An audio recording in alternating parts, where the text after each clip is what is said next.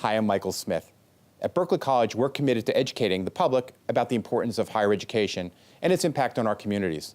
That's why we're proud to support the important educational programming produced by the Caucus Educational Corporation and their partners in public television. Funding for this edition of Caucus New Jersey has been provided by the PNC Foundation, which supports early childhood education through Grow Up Great, a multi-year initiative to help prepare children from birth to age 5 for success in school and life. The Turrell Fund, supporting Right from the Start NJ, the New Jersey Education Association, Berkeley College. Choose New Jersey. Our mission is attracting companies to the Garden State. The law firm of Gibbons, P.C., and by Verizon. Promotional support provided by NJ.com, Small News, Big News, True Jersey. And by New Jersey Monthly, the magazine of the Garden State, available at newsstands.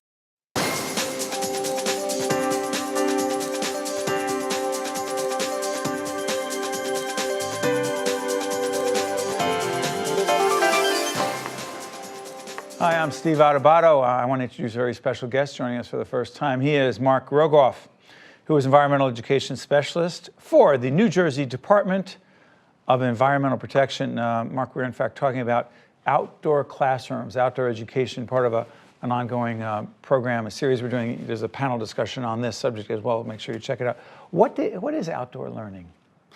Outdoor classrooms or outdoor learning basically is just the way it sounds. It's taking the students and the activities that they may do in a classroom and taking it to an outdoor environment. For example? You can do a lot of different things, just getting outdoors. You can do mathematics, English, science. Basically, back up. How do you do English out? What's the difference between doing English outside, inside? What's the difference? Well, it depends on what the lesson is. I mean, it's a lot easier to perhaps write poetry about an environmental issue or about a tree if you're outside looking at one. It's interesting. I never even thought about that. The other thing I often think about is, what is the role? I know the State Department of Education and their role when it comes to education. What is the Department of Environmental Protection's role in outdoor classrooms and education? Well, we actually have a small group of people in our department who specialize in education, and we have the department covers a lot of issues. We have fish and wildlife, we have parks and forestry, we have things like the site remediation program, so we are a regulatory it cleans agency. Up, let's say, yes. Environmentally dangerous areas. Yes, we're a regulatory agency, and we deal with a lot of different issues, pollution, prevention, and the different Superfund where does this sites. Come in? Where does outdoor education come in?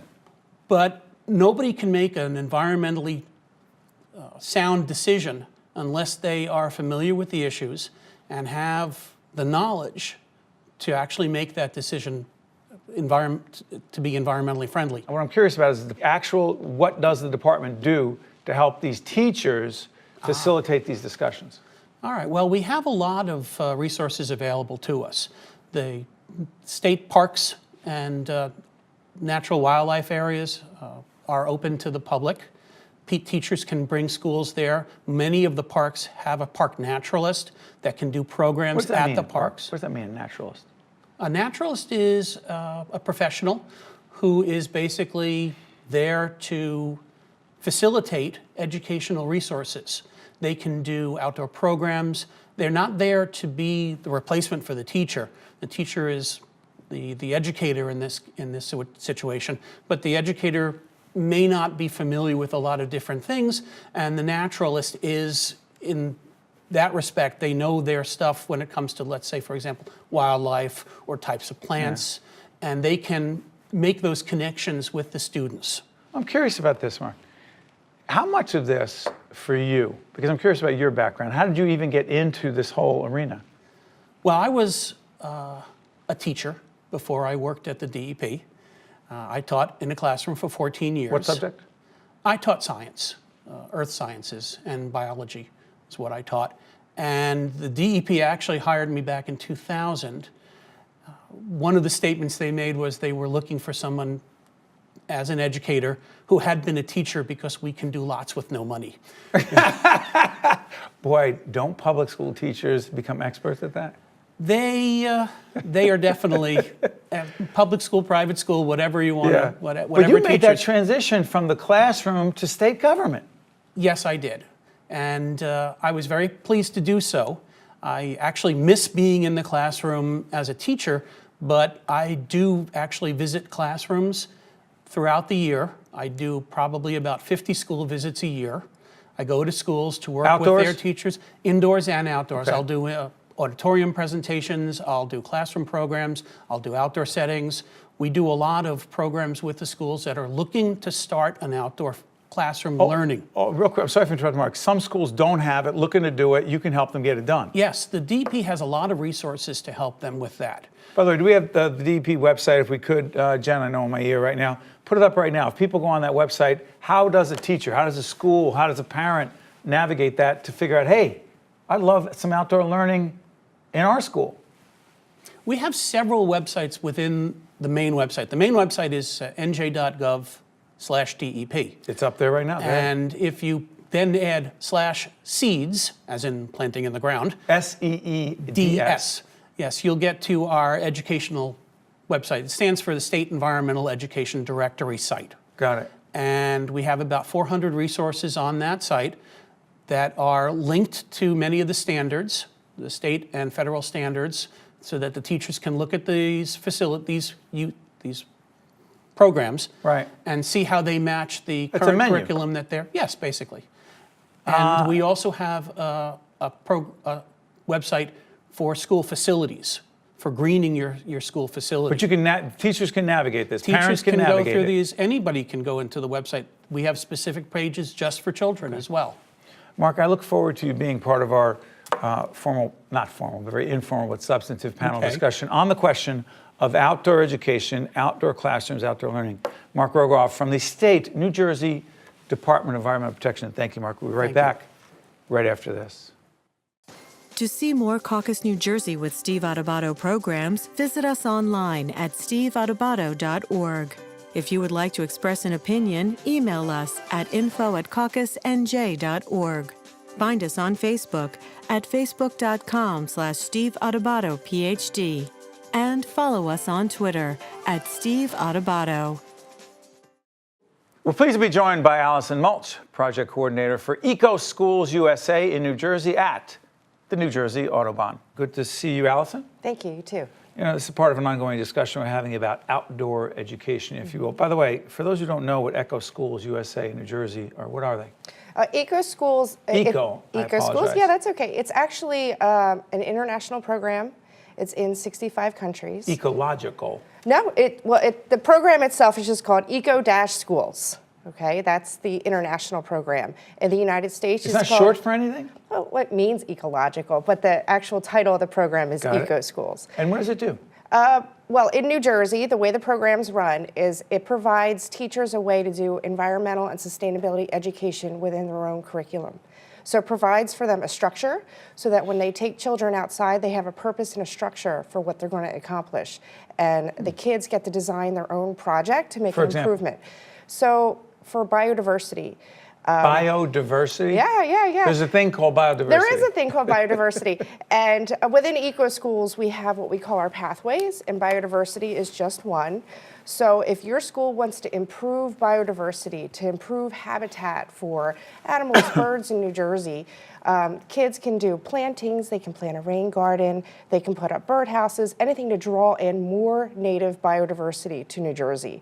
So that would be the first step if a teacher wanted to do that pathway with their students. You can also do, within Eco Schools, you can focus on energy reductions. Energy reduction? What do you mean by that? So kids would actually go to the wall, flip on a switch. How many light bulbs You were looking for the went wall on? right now. I was looking for a switch. Play this out. You go to a wall. I go to the wall, I flick on a switch. The kids count how many light bulbs are up there. A facilities director or somebody who can reach up that high says how many watts that bulb's in. And then I have a carbon calculator that they can actually put in the number of bulbs that went on and the watts, and for the 180-day school year, they can figure out how many greenhouse gases are being put out from that one switch. Now it's real, And you can set a goal. You can say that we want to reduce our greenhouse gas emissions. Our carbon footprint. So for example, our lighting expert, Pete Trues, too, you can't see, but he's over there managing the lights. So if students were to come in here and they'd say, hey, you have all these lights, right? And then they're talking to Pete about, well, why do you need all these lights? And even though you have to make me look younger and better, but the most beyond that, the point is, in all seriousness, you could reduce the number of lights on, hours that they're on, and not just the lights, but what are the other energy vampires that are plugged into the wall? See, you're using all these terms, energy vampires? So your VCR that doesn't work anymore, that's still plugged in but drawing energy from the wall. You're talking about me because you're right. Okay, and why is that bad? Well, because it's creating greenhouse gases. And so you're making it real for the students to understand how they can reduce greenhouse gases, and they can actually measure it. It's not just an idea, but it's measurable. They can actually set a goal for reduction and make their own. That is substantive, that's real, that's important. And by the way, the whole question of it's called, a lot of this whole thing about outdoor education, what does it mean to you? So it doesn't have to be chairs or a table outdoors. The idea is that we're using the outdoors for some real concept. I'll give you an example. So kids in an urban school up in Jersey City, they saw the lichen on trees around their school. And they knew that that lichen determined the air quality. Lichen, so it's the green and white stuff on the trees. Now I got it. Okay? That's an indicator of air quality. Depending on the lichen that'll grow on a tree, tells you the quality of air that you have outdoors, because some can only survive in some environments. Okay, so now the kids can use that as an indicator to tell us we got an issue with air quality here. So they then thought about what's this doing to our indoors? Okay, that air's coming in. So they went inside and they put out some Vaseline in cups and they let particulates, just matter, form on those cups for a couple days to see what kind of gross stuff was in the air. Now they had something they could show people, look what's in our air. And the students came up with an idea of creating covers for the windows out of recycled materials to gather more of this matter, to clean the air for them, to make their own air filters. So it wouldn't get into the classroom. To keep it from getting into the classroom, their own air filters. It was their engineering challenge. It was their solution this that they happened came in up Jersey with. City? This happened in Jersey City. So people will say, oh, outdoor education, outdoor learning only happens in suburban, rural environments, no, you say? everywhere. Every type of landscape in New Jersey can do outdoor education. But because of this, the students were able to make, not only did they make those air filters, but they were able to convince enough people to stop idling around a school and actually had the bus route changed. Because there they are in Jersey City with not enough trees, so now they changed the route of the buses so it's not just going all the way around. But what about all the cars that are in in the lane when we're dropping our kids off I didn't get that far deep into it. I just know what the kids buses, came up with. But my point is, it's so interesting. There are certain things that, quote unquote, outdoor, you can learn about science, about the ecosystem, and a whole range of other aspects of our life that you could learn indoors, but it's a different kind of learning. Well, it's more of a simulation indoors. If you're going to take them outdoors, you have a chance for an authentic learning experience. Now they can use all their senses, potentially. I see people that are even tasting food in gardens, so it really gets them engaged to a deeper level. The students are much more excited. The teachers are very excited. Yeah, talk about the teachers, because I'm curious about this. If you don't mind, could we add a little extra time for you on this? Yeah. Okay. How do you train teachers to, quote unquote, teach in this environment outside the classroom? They love it. First, I get them excited. Okay, that's the first important part. They have to want to do this, and mostly they do. It's something new. Most teachers want this. They want this, yeah. It's their opportunity to have that outdoor time, but with purpose. So now it's not just free time play, but they actually have a structure that what their students are going to accomplish. The students are going to do an audit. That's the first part of the Eco Schools program. We create that for them so they know what they're looking for. They're looking at things around the school grounds that are in that pathway, so biodiversity. What would you look for biodiversity? Sure. Do you have a pond? Do you have a meadow? What's your trees like? How diverse is that? So this gives them a way to look and measure those things and figure out where can we make it better? What more can we put here? I'm curious about this. You're the project coordinator for Eco Schools USA in New Jersey. Your funding comes from, is it coming from the government? Mostly it comes from private funders and corporations. PSE&G is a big funder. We've recently had Honeywell. Actually, for the past several years, Honeywell has been a provider. Dodge Foundation has in the past funded us. So corporations and foundations, and corporate foundations as well. I'm curious about this. At the New Jersey Audubon, people may not know what the New Jersey Audubon is. So New Jersey Audubon is the oldest and largest conservation agency in New Jersey. They started in 1897, so just about 121 years old. They predate the National Audubon Society. They're very excited about that. But the whole role is to improve the environment and to educate New Jersey citizens so that they can do the same, to get them interested in preserving habitat for our birds, our animals. You love this stuff. I do love this stuff, yeah, absolutely. But real quick, what is a green ribbon school? So the U.S. Department of Education several years ago collaborated with the EPA and several Environmental Protection Agency. Yeah. What if we were going to have a green school? What would it be? So they got the input of a good 50, 60 agencies. What's a green school look like? And they took everybody's input and they said, well, first, you can't have a negative environmental impact. You shouldn't be putting out a lot of carbon emissions with your lighting, your gas, your electricity. You shouldn't be using a lot of water. You shouldn't be using bad chemicals, which are going to hurt, the habitat. You should have clean water for drinking. The students should be outdoor learning. They should be spending more time outdoor playing, and they should be learning the importance of the environment so that they can grow up to be environmental stewards. So they created this program that's managed by each state. In New Jersey, it's managed by the New Jersey Audubon and the Department of Education. I'm sorry for doing this because interest of time. So then they pick these green ribbon schools. We do. We select That's them. a big deal to be picked. It is a big deal, yeah. It's very exciting, and we have one that'll be on the show a little later today. Alder Avenue, they were picked several years ago. In our panel discussion? In our panel discussion, yes. You're joining us on the panel discussion? I am, yeah. And I'll give a shout out to this year's two New Jersey Green Ribbon schools. We have North Brunswick Regional High School, and we have Highland Regional High School. You really do love what you do, Alison Mulch. Project coordinator for Eco Schools USA in New Jersey at the New Jersey Audubon. You're a great guest. Thank you very much. Great, thank you. Looking Awesome. forward to the other content. Don't go yet. Oh, Just stay okay, right there. okay. Be right back right after this. To see more Caucus New Jersey with Steve Adubato programs, visit us online at steveadubato.org. If you would like to express an opinion, email us at info@caucusnj.org. Find us on Facebook at facebook.com/Steve Adubato PhD. And follow us on Twitter at Steve Adubato. We are pleased to be joined by John Jones, teacher at Alder Avenue Middle School and a Catawba Project advisor. Before we go any further, John, Catawba Project advisor. In all the years I've been doing this, I've never introduced someone that way. What is Catawba? Well, Catawba is a Native American word that in our area there were Native Americans who in Your area meaning Egg Harbor? Egg Harbor Township, yeah, and what it was, Catawba means people of the water, and the project started out as doing stream assessments. Even before I became a teacher, there was Adopt a River program where teachers went out and did water testing. And it just morphed into Catawba, and it just seemed like a better way to market our program. Talk about your journey into the classroom as a teacher.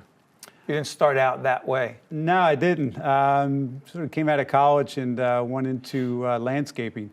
And I had a landscape company where we designed and installed landscapes, and went to school for ornamental horticulture and kind of took my path into teaching that way, because in the winters I wasn't active, so I went into schools and substituted for like 7 years, and then realized I really had a passion for teaching, so I decided to make the transition. So it's interesting, this whole outdoor education thing that we've been doing, this initiative, and by the way, the panel discussion, check it out on our website if you missed the broadcast itself, and you're part of that forum that we're having. Mm-hmm. How do you define outdoor education? I just see outdoor education as an opportunity for the kids to experience learning without being contained within the four walls of the classroom. I mean, I really do feel that with all the different learning styles that you have out in the classroom, amongst the students, it's great for them to be able to open up their senses a little bit more by experiencing the outdoor classroom. So, instead of learning lessons, for example, the life cycle of a frog. Hold on, is this part of the Catawba Project? Yeah. Life cycle of a frog. I interrupted you. Go ahead, I'm sorry. Well, I'm just saying that, it's just a lesson that can be learned better outside by experiencing, through all the senses rather than just seeing it and hearing about it. How would you do it?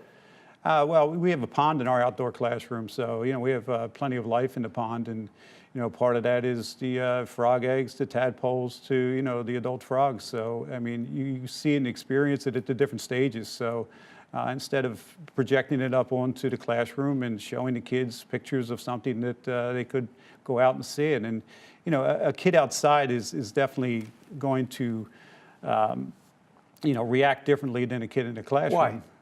Because, I mean, if you had a chance to sit in a seat all day and have someone deliver information to you that way. Lecture. Exactly. I mean, it would be, you'd be able to see it, touch it, pull it out of the pond, get everything involved as far as your senses are concerned. But I'm curious about this. As a teacher, how does it change the way you actually teach when you're outside? I'm curious because as a student of education and communication, I often think that two-way communication versus someone lecturing is clearly more engaging, if you will.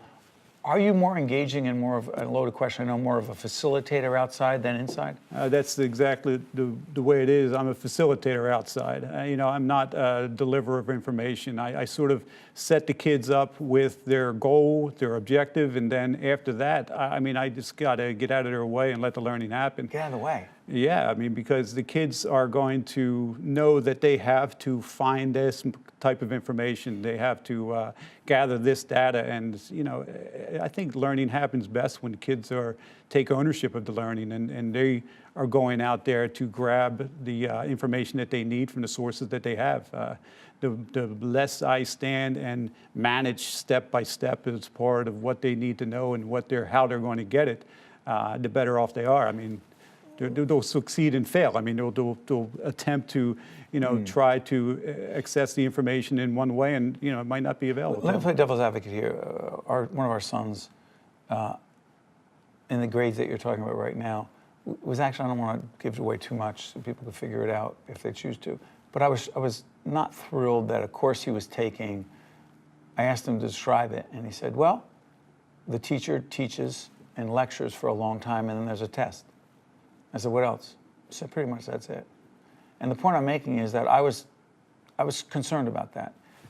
But for those who are wondering about test taking, how does one, in the Catawba Project, how does one get tested for his or her knowledge, or is that not the goal? I know it's a loaded question, but I've been thinking about this. Yeah, as a teacher, it's difficult because, we're in an age of testing. And the state has standards. Sure, and you have to meet those standards. As does the federal government. But if you look like the next gen science standards, they leave space open to hit benchmarks and to assess whether or not the kids have gained those benchmarks in other ways rather than just sitting there through a multiple choice test or an essay test. You can observe a kid and see if the learning is happening. And then you get the results later on when they take the standardized test. So if a kid is taking ownership of their education, then all of a sudden, if you expose them to an outdoor classroom, you expose them to that opportunity to, just to get out there and just to dive in with their hands. I'm sorry for interrupting. Only a few seconds left. This is very rewarding for you, isn't it? Oh, of course. Because? Yeah. Well, you just see, there's all kinds of kids, there's all kinds of learning styles out there. And if you're in a classroom, you're only going to reach so many kids because that's their strength. If you all of a sudden change things around, of course I'm going to spend a lot of my time in the classroom, but the time that I get to spend outside, then all of a sudden I'm going to catch that kid who is not the sit in his seat and taking information. He's the kid who has to get out there with his hands. That's the kid who has to experience things through other senses. John, I just want to say this. First of all, great job. You're engaging a lot of students. On behalf of all those of us who are parents of kids in public schools, we say thank you. Thank you, John. Welcome. Check you next time. Well done. Thank you. The preceding program has been a production of the Caucus Educational Corporation, celebrating over 25 years of broadcast excellence. Funding for this edition of Caucus New Jersey has been provided by the PNC Foundation, the Turrell Fund, supporting Right from the Start NJ, the New Jersey Education Association, Berkeley College, Choose New Jersey, the law firm of Gibbons PC, and by Verizon. Transportation provided by Airbrook Limousine, serving the metropolitan New York, New Jersey area. Caucus New Jersey has been produced in partnership with TriStar Studios. Education begins at birth. The brain develops most rapidly from birth to age 3, when critical skills are developed. Parents are the first and best teachers for their children, but for those like me who work, finding quality, affordable childcare can be challenging. But children have the greatest opportunities for success when they learn and have positive interactions with their caregivers. Because learning doesn't start in the classroom, it starts in the cradle.